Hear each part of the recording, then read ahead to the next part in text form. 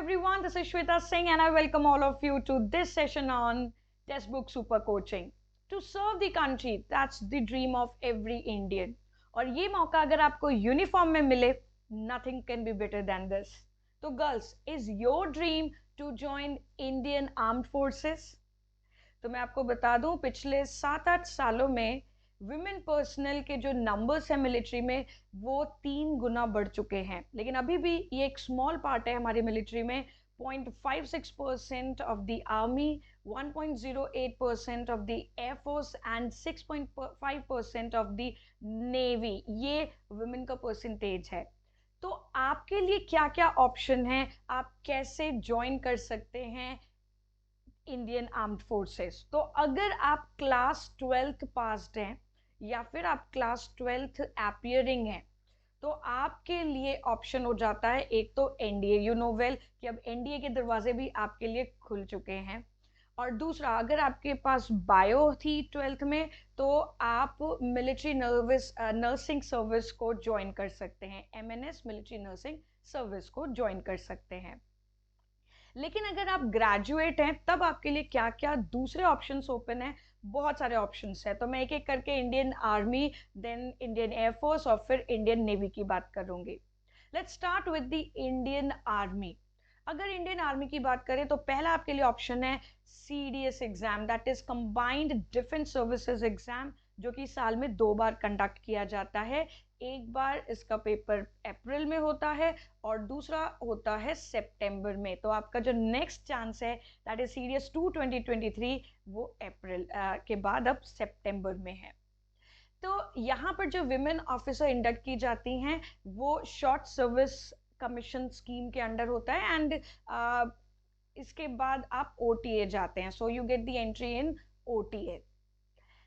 इसकी एलिजिबिलिटी की बात करें तो आपकी जो एज हो वो 19 से 25 साल के बीच में हो, आप ग्रेजुएट हो, अनमैरिड और मिनिमम हाइट 152 सेंटीमीटर. तो ये रिक्वायरमेंट है अगर आप सीडीएस एग्जाम दे रही हैं. देन दूसरा आपके पास ऑप्शन आता है short service commission technical women, यानी कि आप टेक्निकल डिवीजन ज्वाइन कर सकते हैं इंडियन आर्मी के under the short service commission technical scheme. तो ये भी आपका साल में 2 बार पेपर होता है. इसकी नोटिफिकेशन जो होती है वो जुलाई मंथ में और दूसरा दिसंबर जनवरी के मंथ में आती हैं. इसके लिए एलिजिबिलिटी की बात करें तो 20 से 27 साल के बीच में आपकी एज होनी चाहिए और qualification engineering degree. And marital status की बात करें तो अनमैरिड. अगला ऑप्शन आपके पास है एनसीसी स्पेशल एंट्री विमेन. तो women NCC cadets can be inducted in the Indian army through the NCC special entry women scheme, जो फिर से आपको 2 बार ही मौका मिलता है. 2 बार वैकेंसीज आती हैं, एक जून के मंथ में और दूसरा दिसंबर मंथ में. एलिजिबिलिटी की बात करें तो एज लिमिट 19 to 25 ईयर्स है और आपके 50% कम से कम परसेंटेज होने चाहिए ग्रेजुएशन लेवल में. एनसीसी सर्विस की क्या एलिजिबिलिटी है कि 2 साल की सर्विस होनी चाहिए एनसीसी सीनियर डिवीजन आर्मी में, जहां पर मिनिमम बी ग्रेड हो इन सी सर्टिफिकेट एग्जामिनेशन, तब आप एलिजिबल हैं एनसीसी स्पेशल एंट्री के लिए. And unmarried. आपके पास एक और मौका आता है that is JAG SSC W entry scheme, जज advocate general, that is JAG SSC W entry scheme. तो जो जैग डिपार्टमेंट है ये लीगल विंग है इंडियन आर्मी का, जिसमें कि लीगली क्वालिफाइड आर्मी ऑफिसर्स होते हैं. तो यहाँ पर भी जो रिक्रूटमेंट होती है that is under short service commission. And इसके लिए जो आपको एलिजिबिलिटी क्राइटेरिया आपके लिए होती है, age should be between 21 to 27 years और लॉ ग्रेजुएट होनी चाहिए आप with minimum 55%. Must be registered with bar council of India या फिर state level bar council and must be unmarried. तो ये जो मैंने अभी आपको सारे ऑप्शंस बताए ये थे इंडियन आर्मी में आप कैसे एंटर कर सकती हैं एज एन ऑफिसर. अब मैं आपके साथ दो यहाँ पर फेमस नेम्स शेयर करना चाहूँगी विमेन ऑफिसर्स के जिन्होंने इंडियन आर्मी सर्व किया। पहली हैं दिव्या अजीत कुमार। तो इनका नाम इतना फेमस कैसे हुआ? ये पहली विमेन ऑफिसर थी जिन्होंने 244 फेलो कैडेट्स को ओटीए में पीछे करके best all around cadet award जीता और इनको स्वर्ड ऑफ ऑनर मिला। दूसरा नाम यहाँ पर आता है सोफिया कुरैशी। 2016 में Asian plus multinational field training exercise के दौरान ये पहली वुमेन ऑफिसर थी जिन्होंने एक ट्रेनिंग कंटिजेंट को लीड किया इंडियन आर्मी के। तो इंडियन आर्मी के ट्रेनिंग कंटिजेंट को लीड करने वाली ये पहली वुमेन ऑफिसर थी। हम अब बात करेंगे इंडियन एयरफोर्स की। तो इंडियन एयरफोर्स में एंट्री के लिए जो पहला आपके पास ऑप्शन होता है वो है एफकैट एग्जाम। तो एफकैट एग्जाम जो होता है ये आपका साल में 2 बार होता है, जिसमें रिटन एग्जाम होता है और फिर एसएसबी इंटरव्यू होता है। इसके लिए एलिजिबिलिटी अगर देखें तो फ्लाइंग ब्रांच की पहले बात करते हैं। फ्लाइंग ब्रांच के लिए 20 से 24 साल एज होनी चाहिए और आप ग्रेजुएट होने चाहिए। ठीक है, बस यहाँ पर थोड़ा सा आपको ध्यान देना पड़ेगा कि क्लास 12th में फिजिक्स और मैथ्स दोनों आपके पास हो और मिनिमम यहाँ पर आपने 50% स्कोर किया हो इन ईच सब्जेक्ट, फिजिक्स में भी मैथ्स में भी। दूसरा, आपका जो ग्रेजुएशन लेवल का एग्जाम है उसमें आपने मिनिमम 60% स्कोर किया हो, तब आप एलिजिबल होते हैं। फिर आता है टेक्निकल ब्रांच। टेक्निकल ब्रांच की अगर बात करें तो टेक्निकल ब्रांच के लिए जो एज लिमिट है वो 20 to 26 ईयर्स है। और यहाँ पर 2 टाइप्स की टेक्निकल सर्विस हैं, एक एरोनॉटिकल इंजीनियर मैकेनिकल और दूसरा एरोनॉटिकल इंजीनियर इलेक्ट्रिकल। तो यहाँ पर भी आपके ग्रेजुएशन में यानी कि बीई या बीटेक डिग्री है उसमें मिनिमम 60% आपने स्कोर किया हो। फिर तीसरा आपके पास एफकैट एंट्री के थ्रू ऑप्शन आता है ग्राउंड ड्यूटी ब्रांचेस, जहां पर 20 से 26 साल एज लिमिट है। पहली बात करते हैं एडमिनिस्ट्रेशन एंड लॉजिस्टिक्स की, जिसमें कि ग्रेजुएशन आपकी होनी चाहिए विद 60% मार्क्स।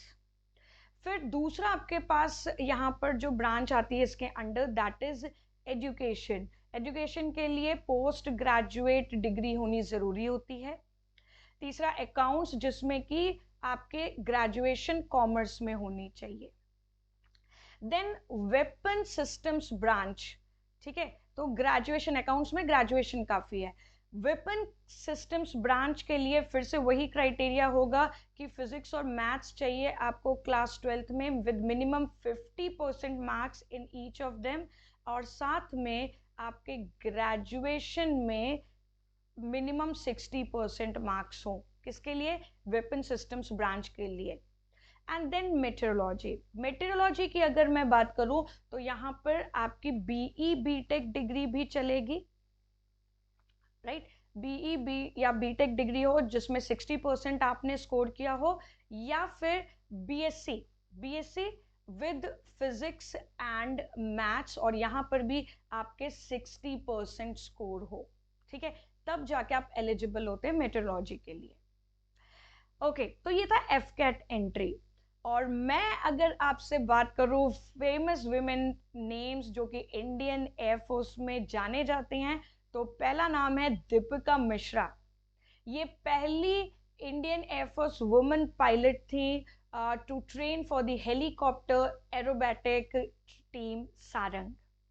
दूसरा नाम आपने काफी सुना होगा गुंजन सक्सेना, जो कि कारगिल वॉर के दौरान पहली वुमेन इंडियन एयरफोर्स ऑफिसर बनी to fly in a combat zone. अब बारी है इंडियन नेवी की। गर्ल्स इंडियन नेवी कैसे ज्वाइन कर सकती हैं? तो इंडियन नेवी का जो एग्जाम होता है दैट इज आई नेट, ठीक है। तो यहाँ पर एग्जीक्यूटिव ब्रांच की अगर बात करें, एग्जीक्यूटिव ब्रांच में आपका है एसएससी आर्मामेंट इंस्पेक्टोरेट कैडर, जिसके लिए एज है 19 से 24 साल। Then SSC air traffic controller 20 से 24 साल। एसएससी ऑब्जर्वर 18 से 23 साल के बीच में एज होनी चाहिए।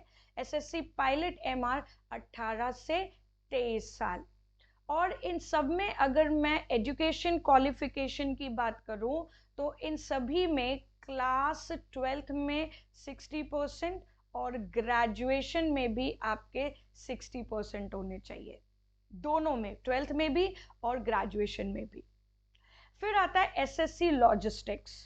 SSC लॉजिस्टिक्स में जो एज है वो 19 से 24 साल के बीच में होनी चाहिए और आपके पास BE या BTech डिग्री हो computers, IT, architecture, civil, electrical, electronics, mechanical या मरीन इंजीनियरिंग में, या फिर graduate with PG diploma in material management, तब आप एलिजिबल हैं SSC लॉजिस्टिक्स के लिए। ये एग्जीक्यूटिव ब्रांच के लिए। दूसरा इंडियन नेवी में ब्रांच आएगा एजुकेशन ब्रांच, जिसमें एज होती है 20 से 24 साल और आपकी या तो BE BTech डिग्री हो computer science, IT, electrical, electronics, mechanical में, या फिर MSc इन फिजिक्स या मैथ्स या कंप्यूटर एप्लीकेशन जिसमें आपने एटलीस्ट 50% स्कोर किया हो। और अब बारी है इंडियन नेवी में जिनका नाम बड़ा फेमस है, दैट इज शिवांगी स्वरूप, the first women naval pilot Shivangi स्वरूप। तो आपने देखा आपके पास कितने तरीके हैं कि आप इंडियन आर्म्ड फोर्सेस ज्वाइन कर सकते हैं। मैंने सारे आपको ऑप्शंस बता दिए हैं, ग्रेजुएशन के बाद और पोस्ट ग्रेजुएशन के बाद भी कौन से ऑप्शंस हैं। अभी एक आपके पास और चांस है to join the Indian armed forces और वो है टेरिटोरियल आर्मी, जिसमें एज लिमिट होती है 18 to 42 ईयर्स और एजुकेशनल क्वालिफिकेशन की बात करें तो ग्रेजुएशन फ्रॉम एनी स्ट्रीम, कोई परसेंटेज क्राइटेरिया नहीं है एंड एलिजिबिलिटी क्राइटेरिया ये है कि मस्ट बी गेनफुली एम्प्लॉयड। तो ये थे सारे options how girls can join Indian armed forces. Do remember girls, she doesn't need a hero because she was raised to be one. Shweta ma'am _TB, this is my Telegram channel and Josh is the code of our team। और आप देख रहे हैं कि आपके लिए एक बेहतरीन मौका है to get the 18 months text book pass in just 251। वैसे तो 279 का है, लेकिन अगर आप जोश पास कोड का इस्तेमाल करते हैं, जोश पास कोड का इस्तेमाल करते हैं तो ये इस पे भी आपको डिस्काउंट मिल रहा है और ये केवल 251 रुपीज का आपको पड़ेगा। So go for it and get the 18 months text book पास। ये ऑफर केवल आज के लिए ही रह गया है, ठीक है। So that's it for this session. Thank you everyone. Take care. Jai Hind.